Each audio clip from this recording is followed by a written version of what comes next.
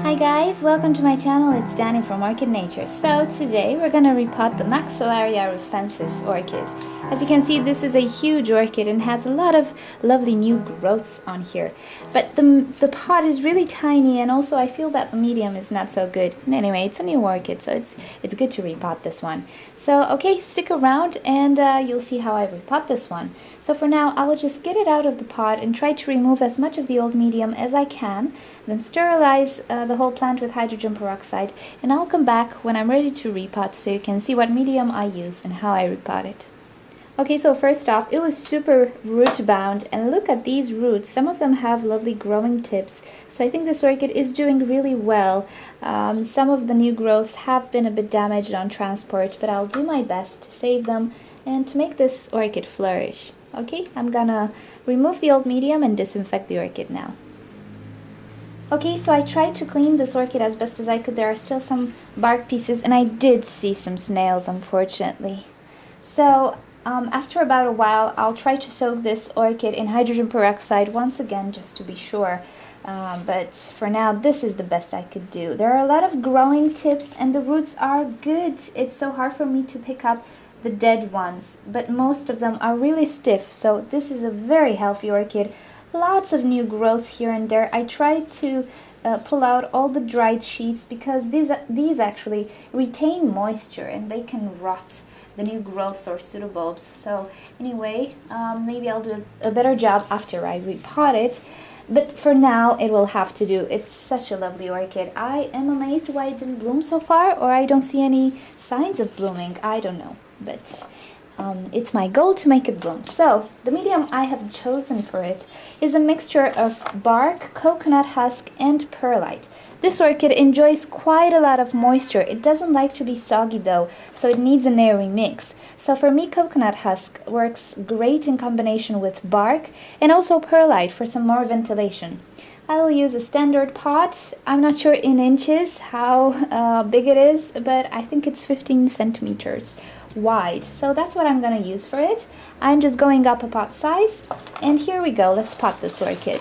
Also, I'm not using the Orchid Focus mix right here. I'm just using the bark that I showed you that I purchased from the pet shops.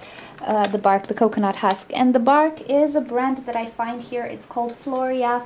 Maybe it's not the bestest quality bark, but it does okay for me.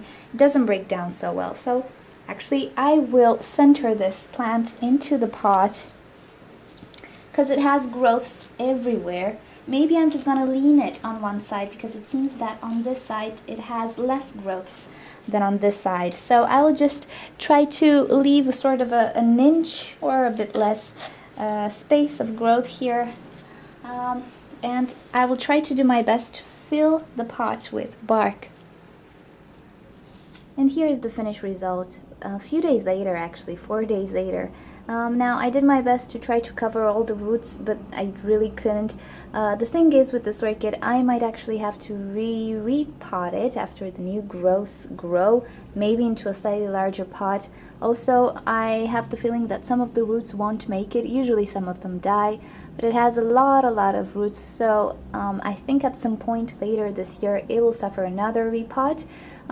Just because I want to center it better, and I want to change the pot most probably, and because these growth will take over this pot in no time as well. And yeah, a lot of reasons why I will intervene once again, probably later this year. But in a few days, this growth has a green tip, as you can see here, so it's growing. That is great. I don't have a lot of sun lately, but I'm sure when spring kicks in, it will start to pick up on growth. And yeah, I might have to put some sphagnum moss on the top if I feel that these roots get a bit too dry. And that's what concerns me, the fact that I couldn't really reach with the bark everywhere because it just had such a massive root system. But I decided to leave it on because it just changed the environment and changed everything. So I just want as many viable roots as possible in the pot, but yeah, in no time I will have to repot this one and figure out which roots are dead, which are alive, or just leave the fresh roots that are already adjusted to my environment and my medium. Okay, hope you enjoyed this, and hope this one will do good for me this year. I really hope for some blooms this spring and summer, but I'll keep you posted. So thank you for joining, and if you want to see other videos, don't forget to subscribe to my channel. You can leave me questions or suggestions in a comment below, and I will try to get back to you as soon as I can. And also visit orchidnature.com for a lot of other goodies for orchids. I'll see you next time, guys. Bye!